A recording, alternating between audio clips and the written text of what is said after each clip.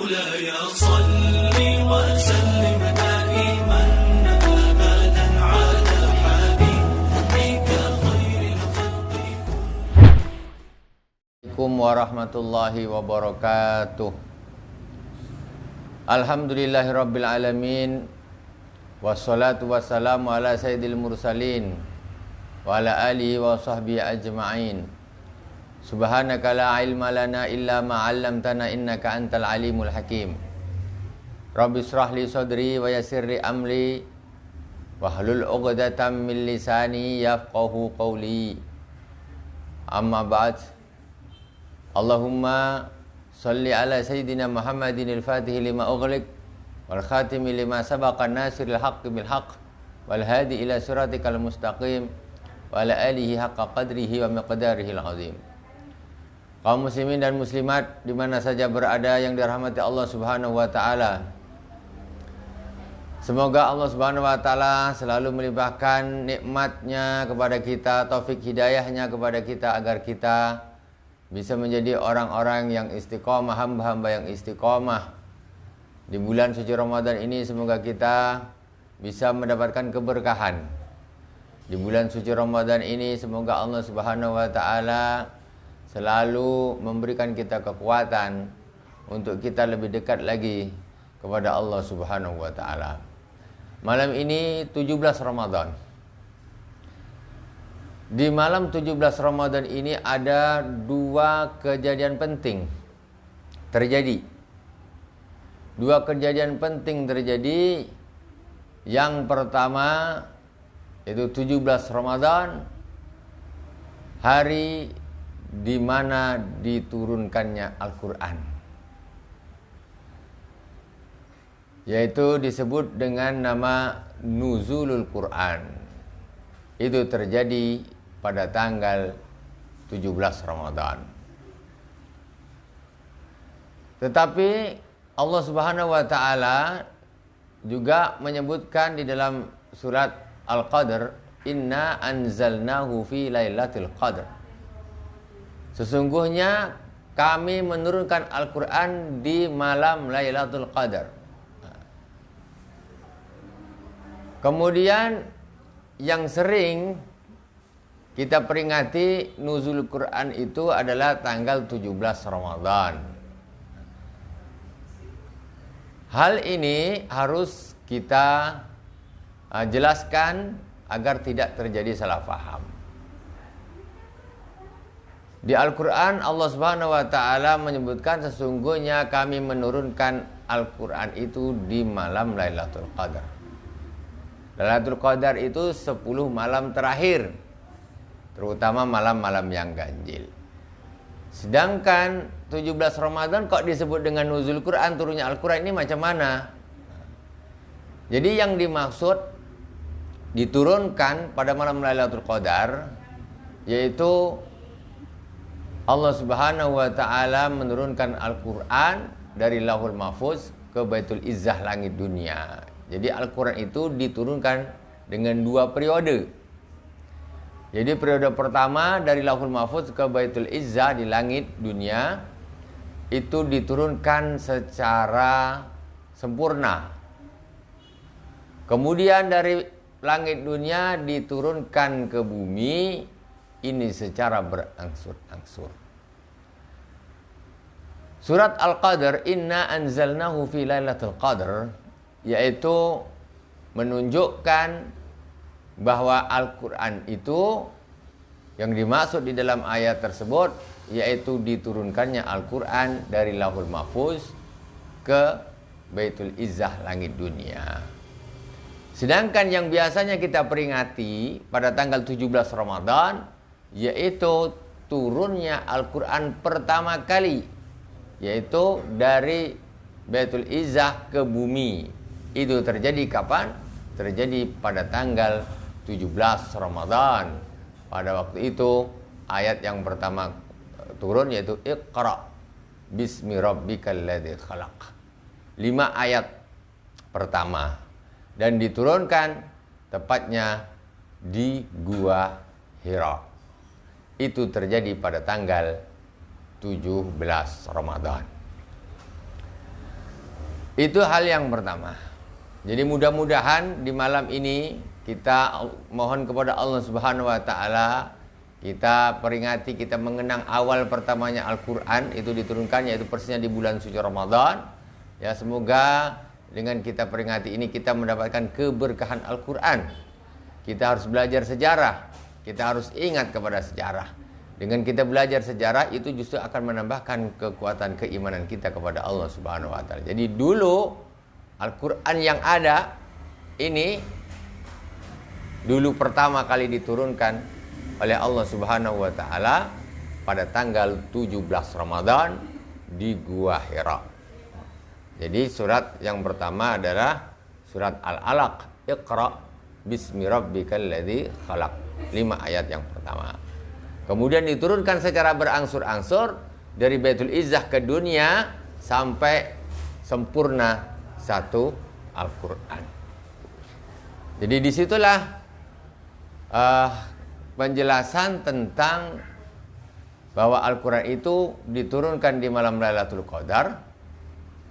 Juga keterangannya lain mengatakan nuzul Quran di 17 Ramadan. Sementara 17 Ramadan itu sebelum 10 malam terakhir.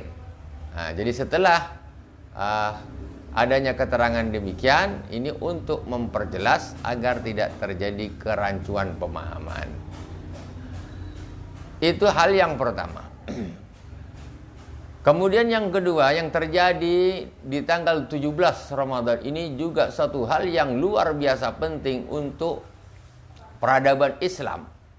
Jadi malam 17 Ramadan ini luar biasa. Al-Quran yang merupakan pedoman kitab suci terakhir itu pertama diturunkan di tanggal 17 Ramadan.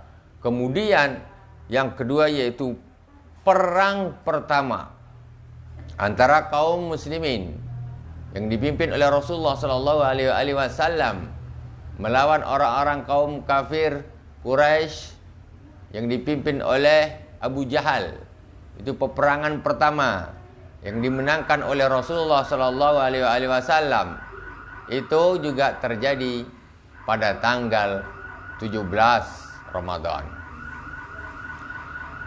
Perangnya yaitu Perang Badar. Perang Badar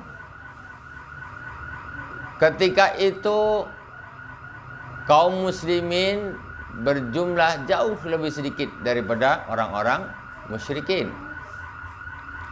Abu Sayyid Muhammad bin Alawi Al-Maliki Al-Hasani menyebutkan di dalam kitabnya Az-Zikrayat wal Munasabat, menyebutkan wa min mazaya hadza syahr al-karim annahu kanat fihi ghazwatu Badar.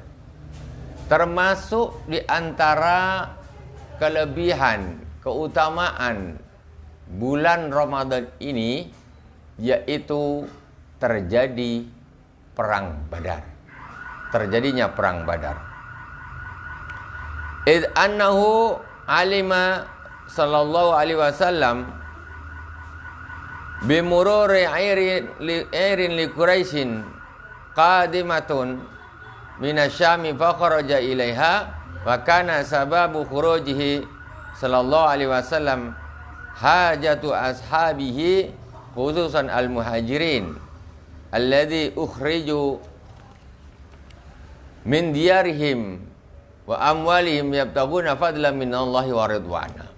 Jadi kisahnya perang Badar ini apa? Perang Badar ini terjadi pada tahun 2 Hijrah. Setelah Rasulullah SAW hijrah ke Madinah 2 tahun, Rasulullah dan para sahabat hijrah ke Madinah itu hanya membawa badan saja. Hartanya dirampas. Mereka diusir, dikeluarkan dari rumahnya. Kemudian mereka berhijrah ke Madinah.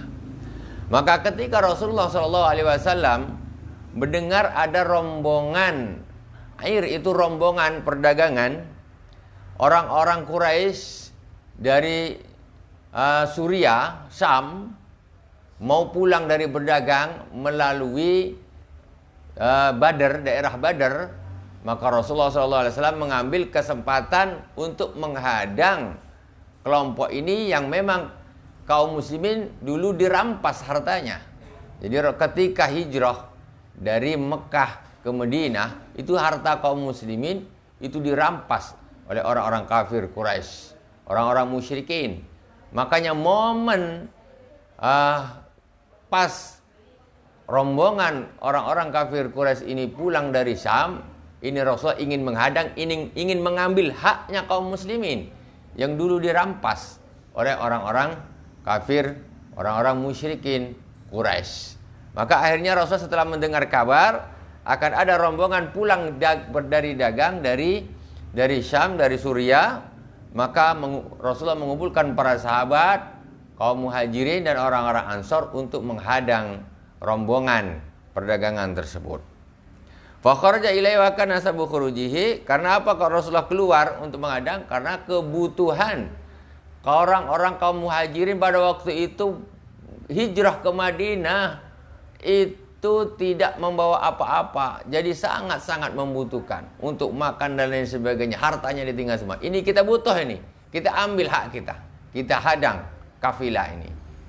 Nah, ini niat Rasulullah SAW, sehingga Rasulullah mengajak para sahabat untuk menghadang rombongan perdagangan orang-orang Quraisy, kafir Quraisy, musyrikin Quraisy dari dari Suriah.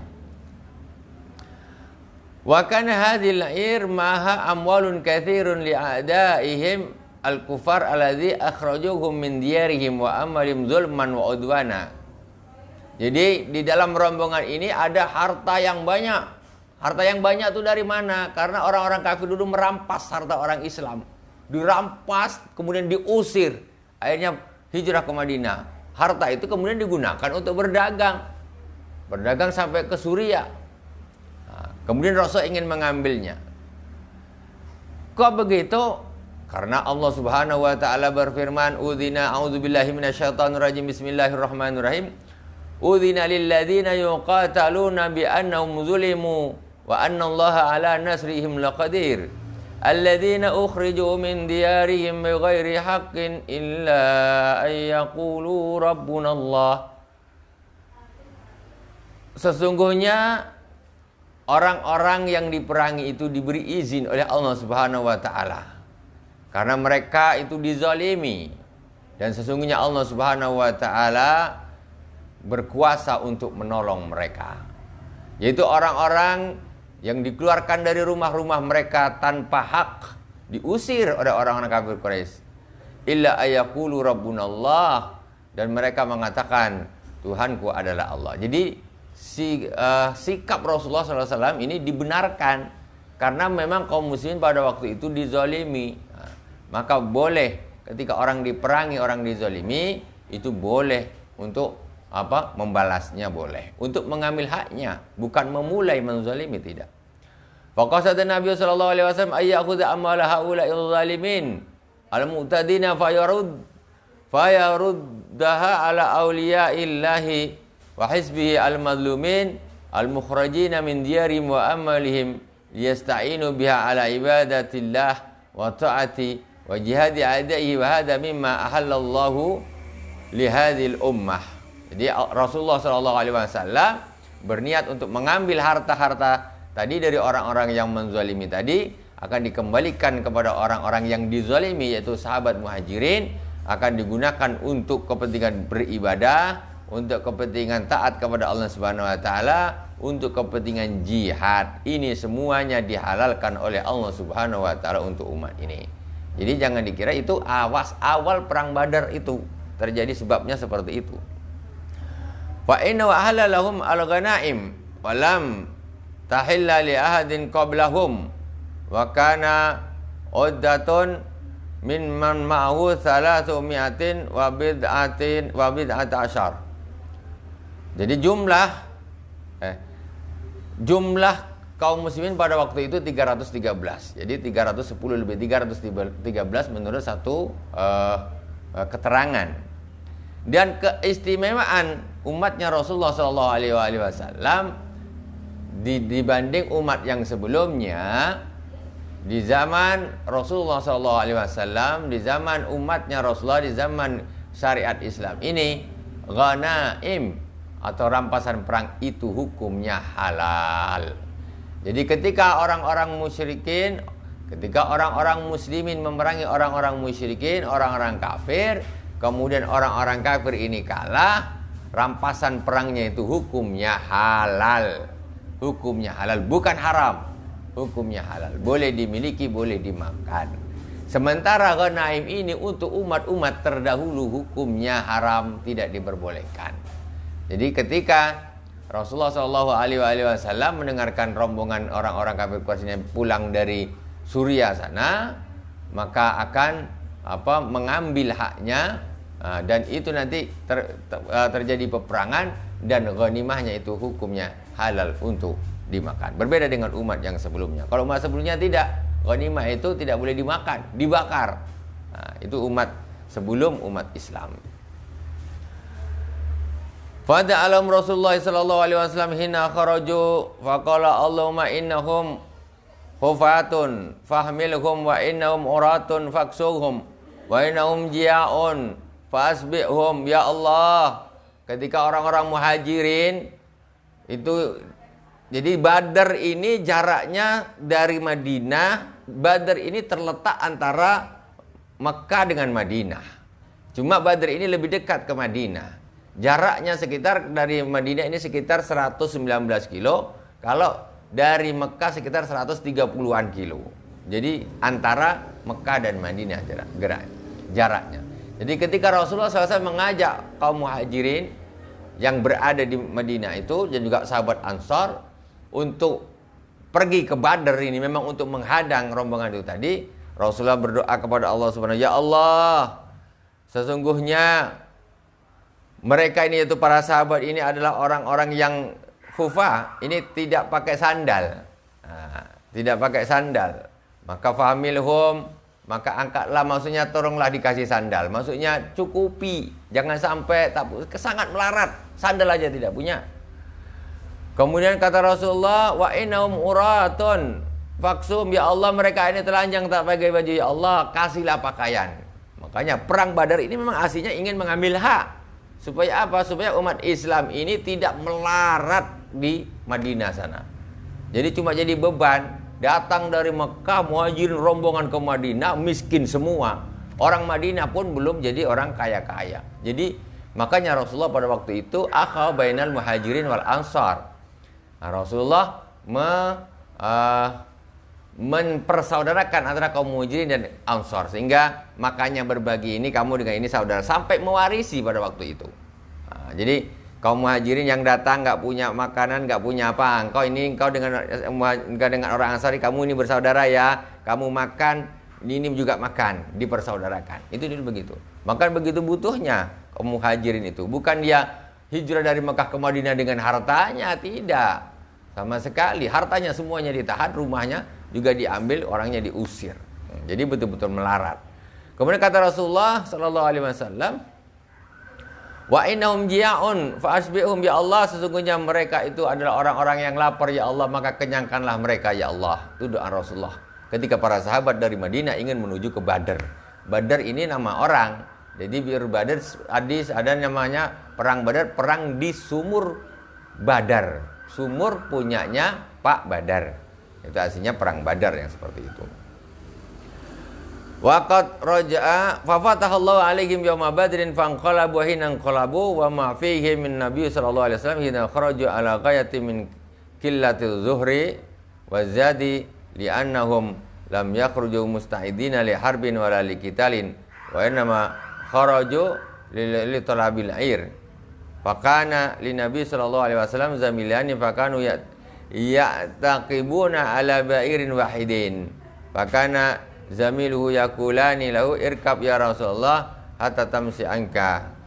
Jadi akhirnya Allah Subhanahu wa taala memenangkan kaum muslimin, ya. Kaum muslimin memenangkan kaum muslimin sehingga situasi bisa berbalik. Orang-orang musyrikin bisa ditaklukkan. Pada waktu itu rombongan kaum musyrikin yang dari Suriah dipimpin oleh Abu Sufyan. Ketika Abu Sufyan tahu Rasulullah SAW dan para sahabat dari Madinah juga menuju ke Badar mau menghadang, maka Abu Sufyan meminta bantuan dari Mekah. Maka ketika meminta bantuan dari Mekah, berangkatlah rombongan tentara dari Mekah, yaitu dipimpin oleh Abu Jahal. Sementara Abu Jahal dengan sombong, dia merasa orang Islam itu tidak punya kekuatan. Kita santai saja, kita nanti menang. Kita nanti kesana ini cuma mau mabuk-mabuk saja, mau bersenang-senang dengan wanita. Jadi sudah merasa pokoknya mesti menang, santai saja, nggak usah repot-repot. Kita pergi, ayo, kita pergi untuk bersenang-senang. Datanglah rombongan Abu Jahal dengan orang-orang musyrikin Mekah, ya, kemudian menuju ke Badar, bergabung dengan kekuatannya Abu Sufyan karena mereka ingin menghadapi kaum muslimin yang dipimpin oleh Rasulullah SAW. Jadi ketika Rasulullah SAW mencari tahu, Rasulullah bertanya-tanya kepada orang-orang yang sudah lewat, kira-kira ketemu bantuan atau jumlah kaum kufar itu berapa jumlahnya, ditanya sama orang. Saya tidak tahu, jumlahnya persisnya tidak tahu. Cuma ditanya, terus mereka itu kalau makan biasanya potong berapa kambing, potong berapa lembu, potong berapa unta. Kata mereka itu rata-rata setiap hari menyembelih 9 ekor unta. Jadi diprediksi sama Rasulullah berarti jumlah kaum musyrikin itu sekitar 900 sampai 1000 orang tentara. Sementara orang-orang Islam itu jumlahnya 313. Nah, 313. Kemudian pada waktu itu Rasulullah SAW lebih dulu sampai ke Badar, daerah Badar itu sebelum kaum musyrikin sampai. Jadi standby lebih dulu, menunggu lebih dulu. Kemudian Rasulullah SAW mengatur tentara, mengatur sahabat ini, ditempatkan di tempat posisi pasukan ini di mana posisi yang pas. Diletaklah Rasulullah di dalam satu posisi. Kemudian ada seorang sahabat bertanya, "Ya Rasulullah, apakah ini wahyu dari Allah? Apa hanyakah sekedar siasat saja? Hanya sekedar aturan secara aturan siasat biasa saja?" Kalau maksudnya Khabbab ini kalau memang sudah wahyu dari Allah, ya sudah, kita tinggal ngikut saja. Tapi kata Rasulullah, apa kata, ini hanya sekedar siasat kita saja, ini siasat. Kalau gitu ya Rasulullah, Khabbab punya usul yang lebih hebat. Kata si Khabbab, "Ya Rasulullah, di sini ini kan banyak sekali ini sumur-sumur banyak ya Rasulullah. Kita ambil satu sumur, kemudian kita gali satu kolam yang besar, kita penuhi kolam itu dengan air. Kita kuasai sumur ini satu, yang sumur yang lain kita tutup semua ya Rasulullah. Kemudian kita fokuskan tentara kita di sumur ini. Sumur itu punyanya Pak Badar namanya. Pak Badar. Akhirnya Rasulullah SAW menerima saran daripada si Khabbab sahabat ini. Kata, ini adalah memang adalah ide yang sangat luar biasa. Maksudnya apa? Ketika sumur itu dikuasai satu, yang lain nggak ada sumur, maka nanti orang-orang musyrikin ketika orang perang mesti dia akan haus. Di mana mereka akan minum? Maka disitulah nanti awal daripada kekalahan kaum musyrikin. Mereka 1000 orang. Sedangkan kaum muslimin 313, 1 lawan 3. Sementara orang-orang muslim ini peralatannya ini nggak komplit. Peralatannya nggak banyak. Satu kendaraan ini berbonceng 2. Nah, mestinya orang perang kan nggak pakai boncengan demikian. Satu-satu. Tidak, kaum muslimin tidak. Senjatanya apa adanya, sementara kaum musyrikin jumlahnya 1000 orang dengan peralatan perang yang lengkap plus kesombongan. Abu Jahal, kita ini cuma senang-senang aja ke sana, santai saja, kita mesti menang. Tetapi dipasanglah siasat sama Rasulullah, asal-asalan ide daripada Sayyidina Khabbab tadi. Jadi di sumur itu banyak sumur, tetapi diambil sumur satu, kemudian dibikin kolam untuk persediaan minum kaum muslimin. Sumur yang lain di mana-mana semuanya ditutup. Supaya apa? Sumur ini dikuasai, kita tinggal nunggu saja dia datang, tinggal dibunuh saja. Nah, jadi sementara mereka ketika berperang itu akhirnya kaum musyrikin itu kehausan. Singkat daripada cerita itu, akhirnya terbunuhlah Abu Jahal. Jadi Abu Jahal itu matinya pada waktu perang Badar. Pada waktu perang Badar itu terbunuhlah 70 orang kafir Quraisy, ya, orang-orang musyrikin Quraisy. 70 orang juga banyak sekali yang ditawan menjadi tahanan perang. Dan kaum muslimin yang terbunuh kaum muslimin sahabat Badar ada 14 orang. Dan sekarang namanya diabadikan di Badar sana. Kalau kita pergi ke sana, kalau ke Mekah bisa lewat Badar menuju Madinah. Di situ ada perkuburan Badar, kemudian ada suatu tugu namanya diabadikan di tugu tersebut. Ada 14 nama sahabat yang pada waktu itu gugur di perang Badar tersebut. Sampai ada ulama yang membuat satu qasidah yaitu Badriyah, yaitu Jaliyatul Qadar, Badriyatun, yaitu menceritakan Badriyatun wafat bi burhanin bahar ila akhiri, yaitu menceritakan tentang peristiwa perang Badar, sahabat-sahabat yang ikut perang Badar dan yang meninggal siapa disebutkan semua di dalam qasidah tersebut. Dan ini sering dibaca dan diamalkan selalu oleh para ulama, ya, para ulama terdahulu sampai pada hari ini. Jadi insya Allah nanti mungkin pada satu kesempatan kita akan membaca Jaliyatul Qadar ini. Kita mengharapkan keberkahan dari sahabat-sahabat yang mengikuti perang Badar ini. Jadi begitu pentingnya perang Badar ini, maka Rasulullah SAW dengan kemenangan ini akhirnya Islam ini bisa berkembang dengan pesat. Jadi Islam ini sudah mempunyai power dan ditakuti oleh orang-orang kaum musyrikin. Ini terjadi di bulan Ramadan, 17 Ramadan, tahun kedua Hijrah, tahun 624 Masehi. Demikianlah sedikit sejarah tentang perang Badar. Insya Allah mudah-mudahan ada manfaatnya. Dengan kita bercerita tentang Ashabul Badar, mudah-mudahan Allah Subhanahu wa taala menurunkan rahmatnya kepada kita semuanya, sebagaimana yang disebutkan oleh Al-Imam Sufyan bin Uyainah, inda dzikris shalihin tatanazzalur rahmat. Ketika disebut ceritanya orang-orang yang soleh, apalagi mereka adalah Rasulullah dan sahabat-sahabat Badar, orang-orang yang syahid, orang-orang para mujahid di perang Badar, perang pertama di dalam Islam, dan dimenangkan oleh Rasulullah SAW dan para sahabat. Makanya kata Rasulullah SAW bermunajat kepada Allah Subhanahu wa taala, kata Rasulullah, ya Allah, seandainya engkau tidak menyelamatkan kelompok ini, maksudnya sahabat dengan Rasulullah SAW ini, maka tidak ada lagi yang akan menyembahmu di muka bumi ini, kata Rasulullah SAW. Begitu Rasulullah ini berharap bahwa pertolongan Allah Subhanahu wa taala akan turun. Akhirnya Allah Subhanahu wa taala mengutus beribu-ribu malaikat untuk membantu kaum muslimin di dalam perang Badar ini. Alhamdulillahirabbil alamin.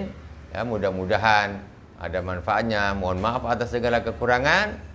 Subhanakallahumma wa bihamdika asyhadu an la ilaha illa anta astaghfiruka wa atubu ilaik. Wa sallallahu ala sayyidina Muhammadin wa ala alihi wa sahbihi wa baraka wa sallam. Walhamdulillahirabbil alamin. Wassalamualaikum warahmatullahi wabarakatuh.